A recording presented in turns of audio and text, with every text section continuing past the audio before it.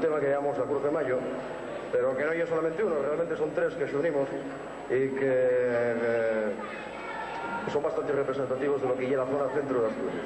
El primero lleva la Cruz de Mayo, que lleva que da ahí nombre a Tauset, y después viene una pieza de la zona oriental, un careo de Llanes, y para afinar un tema de cerca de Cangas de Onís, donde van las piraguas esas del Sella y todos esos rollos. Pues de ahí viene el último tema del set.